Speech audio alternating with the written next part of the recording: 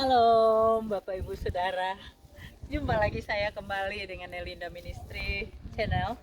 Puji Tuhan, hari ini masih dengan sahabat saya Ibu Tonggo Panggabean yang dari Jakarta. Hai. Nah, kita dengar lagi satu kesaksian yang menurut saya seru banget. Jadi apa ya, ketika dia sharing sama saya tadi, langsung terbayang bagaimana ikan mas kecil, ikan mas kecil mencelat dan geol-geol gitu lah. Itu saya itu selalu interest dengan pelepasan. Jadi kalau ada orang punya roh okultisme kayak gitu di kelas pemuritan, saya tuh interest banget, kepo, dan saya tahu bahwa saya dikasih kuasa sama raja di atas segala raja. Aku kan anak raja, jadi aku dikasih kuasa untuk hajar tuh setan. Jadi, karena kemarin sobat saya di kelas pemuritan ada ngirim 12 orang, tapi di antara 2 dari lereng Merbabu tuh punya jimat, jadi tidak bisa, mereka tuh terhambat gitu. Dan setelah saya konselingin secara pribadi, ternyata mereka punya pegangan, ada jimat yang dibawa. Dan saya janjian tadi dengan mereka untuk nanti di komsel, di komunitas sel, nanti saya layani secara pribadi, dan saya tahu pasti ada pelepasan. Itu luar biasa loh, kuasa Tuhan itu, wah keren banget loh. Dalam nama Yesus ada kuasa, di dalam nama Yesus ada mujizat. Itu udah prinsip buat aku. Dalam nama Yesus tuh, aduh, begitu kita sebut Yesus, setannya lari ke pontal-pontal. Nah, kita dengar sahabat saya mau cerita ya, bagaimana persahabatan dia dengan temannya yang lain, bukan saya ya, temannya yang lain, yang mana temannya mengalami hal-hal yang seperti itu ya. Gimana, kita dengar sharing Ibu Tonggo ya. Ya Bapak Ibu, saya punya pengalaman kembali yang mengharu birukan hidup saya, sehingga betul-betul teman saya ini berpikir 2 kali untuk menukar Yesus dengan cintanya. Jadi saya punya sahabat semasa gadis, dia tertarik kepada seorang pria Muslim, seorang polisi. Iya. Kemudian dia berpacaran diam-diam, kemudian dia hamil di ruang nikah. Akhirnya mereka menikah tanpa sepengetahuan keluarga, dan dia melahirkan seorang anak laki-laki. Tetapi di dalam hidupnya mereka sering bertengkar, dan saya sering melihat dia dalam keadaan menangis. Dia masih diam-diam membaca firman, masih diam-diam pergi ke gereja, tapi suaminya maki-maki dia. Tapi masih terus berjalan ini rumah tangga. Pendek cerita, di masa itu kami berpisah sekitar tahun 81. Saya meninggalkan tempat saya dibesarkan dan sekolah, kemudian dia masih tinggal di daerah itu. Tidak lama kemudian mereka pindah tugas ke daerah Jawa, ke Pekalongan. Dan kami dipisahkan oleh waktu yang sangat panjang. Kami berpisah selama 20 tahun. Lama ya. Berpisah selama 20 tahun. Kemudian atas izin Tuhan kami bertemu kembali di Jakarta. Kemudian dia bilang, sobat, antar saya dulu, saya mau bertemu dengan pendeta, saya mau pelepasan, saya mau ditengki, saya mau kepenuhan roh. Kemudian saya pergi, kami pergi. Kemudian satu hari itu kami gereja sampai 4 kali. Karena begitu hausnya akan firman Tuhan. Dan saya juga mendukung, mengantar teman saya ini kemana saja pergi. Pendek cerita, kami pulang ke rumah. Kemudian kami berdoa, apa yang kau peroleh saja? Ketenangan jiwa, dia bilang. Apa yang sudah kau dapat di dalam usia pernikahan? Ketidaktenangan. Karena setelah saya menikah, tidak lama suami saya memiliki guru spiritual, di mana guru spiritualnya itu menuntut dia dibayar dan menuntut, maaf kata, untuk mereka bersetubuh. Jadi guru spiritualnya menyetubuhi temanmu. Bukan, menyetubuhi suami dari teman saya. Memangnya itu perempuan? Perempuan guru spiritual itu. Oh. Akhirnya suami teman saya ini menjadi belok, sudah jarang di rumah. Gaji sudah mulai disetor kepada guru spiritual yang wanita ini. Bahkan suka tidak pulang ke rumah. Lama-kelamaan akhirnya diambil keputusan, anak dia bawa, kemudian mereka berpisah. Kemudian itulah dalam pencahariannya dia itu. Tapi sampai sempat anak ada 2. Dia menyekolahkan anak dan dia banting tulang. Terus saya bilang, apa yang kau peroleh? Saya salah. Saya minta maaf. Setelah saya datang kepada Yesus, suami saya naik pangkat. Dia bilang begitu. Tetapi naik pangkat, tapi jadi lari dari samping saya. Ya itu bukan kau sudah kembali, baru dia naik pangkat. Memang mungkin karena dia punya pekerjaannya baik, dia naik pangkat. Tetapi Tuhan menginginkan kau kembali secara utuh, saya bilang begitu. Dia bilang saya salah, saya berdosa kepada Tuhan dan sorga, di mana saya menukar cinta saya, hidup saya dengan yang tidak satu aliran, yang bukan penyembah Yesus. Saya mengalami akibatnya dan saya porak-poranda. Hati saya hancur, hidup saya hancur, saya tidak punya masa depan.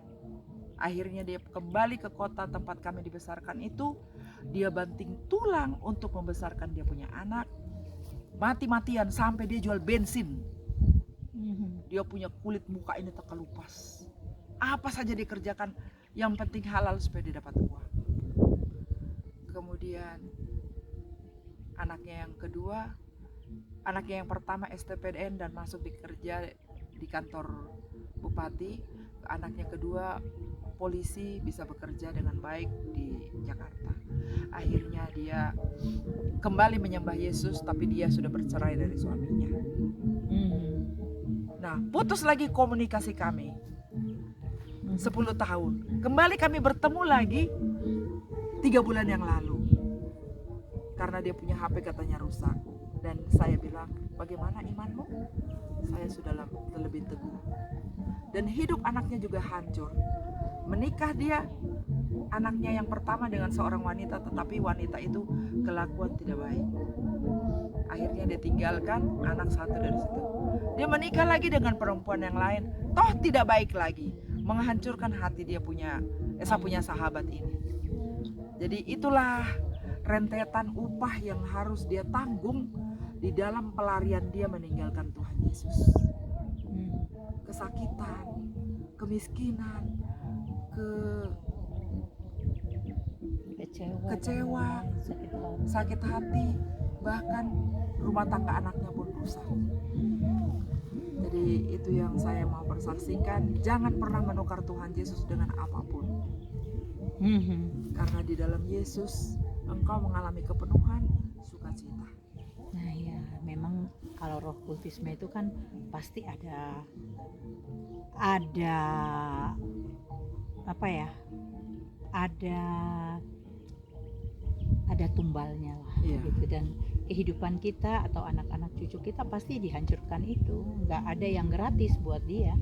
Bagi dia itu nggak ada yang gratis. Mungkin dia kasih memang kenikmatan dunia, tapi di balik itu pasti ada yang harus kita bayar, ada harga yang harus kita bayar. Mungkin kehidupan rumah tangga kita hancur, kita sakit-sakitan, ya segala macam, atau kita terlibat dengan utang piutang, atau kita jatuh pasti dalam dosa lah. Intinya pasti jatuh dalam dosa kalau roh kultisme sih. Ngomong-ngomong, yang saya kepo banget ketika kamu kesaksian bagaimana ikan emas kecil itu mencelat keluar dari mulut, itu ceritanya gimana itu? Ada lagi pengalaman yang luar biasa yang Tuhan izinkan terjadi, di mana kami sebagai saksinya. Dulu saya punya karyawan, ada orang sudah tua. Dia bersaksi bahwa dia dan suaminya sering tipu-tipu, menipu. Telur itu, telur ayam biasa mereka gosok dengan cuka, jadi putih, terus dijual jadi dibilang ayam kampung. Tapi suatu ketika dia menjadi karyawan saya sering sharing, sering berdoa. Lama-lama mungkin dia menyadari bahwa lingkungan yang dia tempati sekarang bersama saya, hidup itu adalah lingkungan damai sejahtera. Amin. Suatu ketika dia bercerita, suaminya tidak bisa meninggal. Ternyata mereka punya ilmu simpanan, di mana suaminya itu tidak bisa meninggal dengan cara apapun, sementara sudah sekarat, seperti ikan yang tidak ada airnya lagi, dia sudah mengap-mengap, udah begitu. Kemudian dan memang mereka ada mengambil sesuatu yang menjadi jimat di dalam hidup mereka. Apa itu? Ya, itu yang saya bilang, kami tidak tahu apa itu, dan dia punya bapak tidak terus terang, karena buktinya kehancuran yang dialami ibu ini. 6 anaknya perempuan, 2 laki-laki, semua hidup tidak dalam perkenanan Tuhan. Ini agama latar belakang mereka apa? Kristen. Oh, 3 dari anaknya yang suku dari mana? dari Sumatera, Batak. Dari Batak ya? Iya. Toba. Iya, 3 anaknya jadi Muslim, kawin menikah sama Muslim. 3 lagi Kristen, tapi ya suam-suam kuku. 2 anaknya laki-laki, 1 betul-betul jadi menikah dengan Muslim lagi. Yang 1 pernikahannya hancur, kemudian hanya main-main perempuan. Jadi ibu ini sudah saya anggap sebagai saya punya ibu. Saya sering bertanya kabar, sering membawakan makanan, mereka sering makan di rumah saya. Dia suatu ketika bercerita bahwa suaminya tidak bisa meninggal.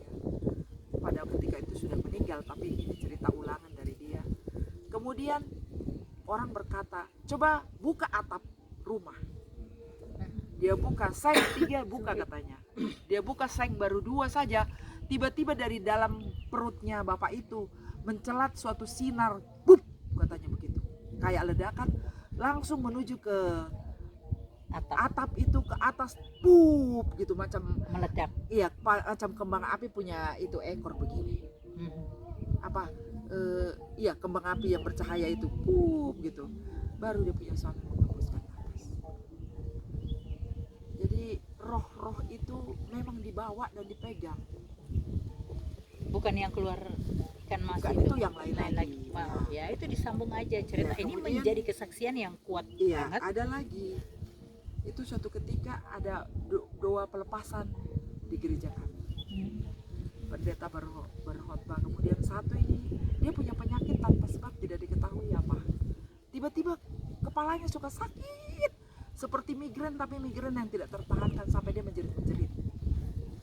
Akhirnya doa pelepasan, dia bilang, kamu ada simpanan obat-obat kah? Atau jimat-jimat kah? Tidak, dia bilang. Pertemuan kedua lagi, dia menyangkal. Akhirnya suatu ketika dia sudah tidak tertahankan, dia mengaku, saya ada bawa jimat dari Pulau Samosir. Itu dapat dari mana? Dari saya punya nenek. Baru dia didoain.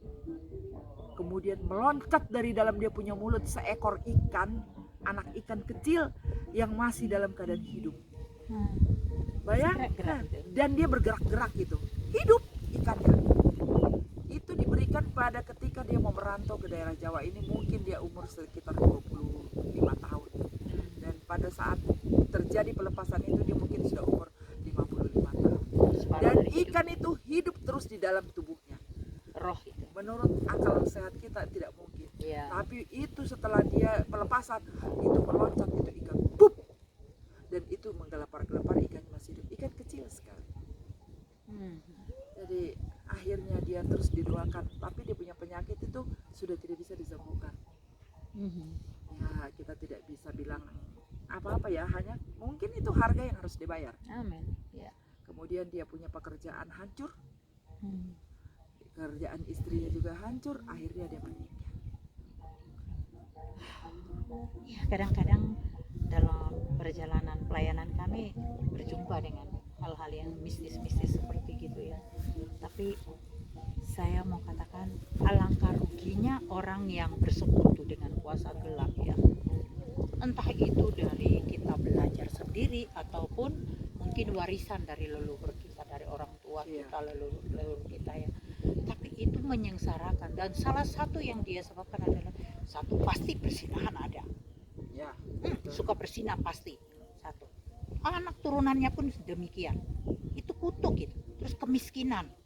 betul. Kemiskinan itu juga. Lain dengan pesugihan ya. Pesugihan tetap ada persinahan juga pasti. Tapi kalau yang jimat-jimat yang lain itu yang seperti gitu, kadang-kadang orang tuh minta keselamatan. Ya Tuhan, padahal Tuhan menjaga kita seperti dia menjaga biji matanya.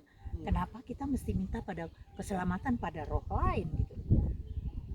Mereka lupa ya, apalagi terutama kepada orang-orang yang sudah mengaku sebagai anak Tuhan ya, Sebagai Kristen. orang Kristen, yang mana Tuhan kita, Allah kita tuh Allah yang pencemburu, yang dia tidak mau disatukan, dia di nomor dua kan sama kita. Aduh, ngeri banget. Tapi itulah yang sering terjadi, yang saya lihat dalam pelayanan saya, terutama di lereng-lereng gunung ini banyak sekali sih yang jimat-jimat, kemudian perselingkuhan yang disebabkan karena punya pegangan-pegangan yang seperti begitu, yang aneh sekali. Tapi itulah yang terjadi ya, yang saya dengar kesaksian dia gitu ya. Saya bilang, ayo bikin video dong, kamu sharing tentang apa yang kamu lihat, sehingga itu menjadi berkat buat anak-anak Tuhan yang di luar sana yang mungkin saat ini mungkin sedang terlibat dengan roh okultisme dan belum mau meninggalkan. Saya cuma mau bilang bahwa tidak ada ampun bagi kamu. Betul. Kalau kamu terus memegang kuasa kegelapan itu, Seperti hukum Taurat ya, tidak mengatakan ada ampunan. tidak boleh ada Allah lain di hadapanku. Itu paling, Tuhan itu paling marah, paling sakit hati dia ketika kita mendoakan dia. Yang kedua itu persinahan, paling menjegalkan Tuhan itu hal itu.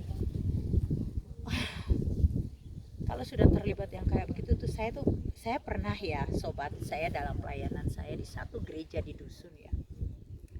Ketika saya baru masuk, saya biasanya kalau datang pelayanan untuk khotbah minggu, saya biasanya ngambil saat teduh sebentar ya. Saya berdoa gitu ya. Tapi waktu saya berdoa, saya sudah dikasih penglihatan bahwa di sini banyak sekali roh perzinahan.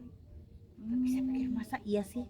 Ini kebanyakan orang Kristen kok, bahkan mayoritas orang Kristen, tapi kenapa ada ini? Terus waktu ibadah mulai gitu, dan waktu ibadah mulai itu pujian penyembahan itu saya nyembah gitu ya. Tiba-tiba tahu nggak, pemain musiknya WL singer sama pendoa syafaat manifestasi. Ya. Saya ambil alih pelayanan selanjutnya, tapi saya tidak menangani mereka secara pribadi. Sampai saat ini saya belum melayani mereka kembali, saya belum berjumpa lagi dengan gembalanya. Yang intinya itu satu peristiwa yang buat saya itu merasa aneh banget, soalnya ini sedang ibadah, tiba-tiba mereka manifestasi. Ada pendoa syafaat manifestasi, WL singer sama pemain musik kok bisa manifestasi, kan aneh gitu loh. Bagaimana mungkin mereka melayani Tuhan dengan tidak kudus kehidupan mereka? Makanya saya selalu di setiap khotbah saya selalu tekankan, pelayan altar harus hidup kudus, Karena apa? Ketika kamu ada roh-roh lain seperti begitu, roh persinahan atau roh apapun juga yang ada dalam kamu, dan kamu nekat melayani Tuhan di altar itu, roh yang ada di dalam kamu akan tertular. Transfer roh itu akan terjadi, dan itu akan terjadi. Dan benar, memang di kampung itu persinahan luar biasa. Masih juga roh-roh okultisme, masih juga yang kehidupan tuh memang dibilang orang Kristen, tapi kehidupan yang enggak benar. Itu juga saya rasanya aneh banget gitu. Ya itu yang terjadi ya. Intinya begini, kalau kamu menjadi pelayan Adam, kuduskanlah hidupmu. Jangan main-main dengan Tuhan. Karena tanggung jawab kamu nanti di hadirat Tuhan tuh, di hadapan Tuhan tanggung jawabnya berat loh. Gak ada ampun loh. Kalau sudah mati baru mau minta ampun, gak bisa. Terlambat. Ingat gak Lazarus sama orang kaya? Kita gak mungkin kembali roh kita ke dalam dunia ini lagi untuk memperbaiki apa yang sudah kita lakukan, kesalahan-kesalahan itu gak mungkin bisa selama kita masih bernafas. Mari kita perbaiki hidup kita perbaiki pelayanan kita. Kalau mungkin yang masih sekitar Jawa Tengah, Anda butuh dengan pelepasan, bisa hubungi kami di 081225198945. Kami akan dengan tim melayani Anda. Itu luar biasa banget ya, saya tuh aneh. Ya hal-hal yang seperti begitu yang membuat saya tuh, kok ada ya yang kayak begini-begini. Tapi saya mau bilang bahwa kuasa Tuhan itu luar biasa. Luar biasa. Ketika kita menyebutkan nama Yesus, segala makhluk tunduk dalam namanya. Tidak ada yang bisa dia lebih daripada nama Yesus. Dan kita semua diberi kuasa. Dalam nama Yesus ada kuasa. Mari Bapak Ibu Saudara, kalau mungkin mendukung pelayanan kami punya pelayanan renovasi gereja, membangun sekolah minggu atau pastori, dan juga kami juga ada pelayanan seperti diakonia, membantu sembako buat hamba-hamba Tuhan yang sudah pensiun, yang sudah tua, dan juga janda tua yang sangat miskin. Kami juga ada penginjilan, kami juga ada kelas pemuritan. Mari Bapak Ibu bisa membantu kami dengan berdonasi. Kalau untuk pembangunan gereja dan lain-lain yang membangun, Bapak Ibu bisa transfer ke nomor rekening yang pertama. Kalau untuk menumpang kita dalam pelayanan yang lain, bisa Bapak Ibu Saudara membantu dengan donasi ke nomor rekening yang kedua. Terima kasih banyak sharing sore hari ini. Saya percaya ini akan menjadi berkat buat Bapak Ibu Saudara semua. Lebih sungguh-sungguhlah sama Tuhan. Tidak ada kuasa di dalam dunia ini yang melebihi kuasa di dalam nama Yesus. Kuasa Tuhan Allah kita yang kita sembah itu Allah yang hidup. Dia berdaulat, berkuasa penuh atas bumi dan di surga. Terima kasih banyak saudara untuk sudah nonton. Bantu share video ini supaya jadi berkat bagi banyak orang. Terima kasih banyak sobat sudah sharing ya. Sama-sama. Bisa menjadi berkat buat banyak orang. Pelayanan YouTube. Tuhan Yesus memberkati.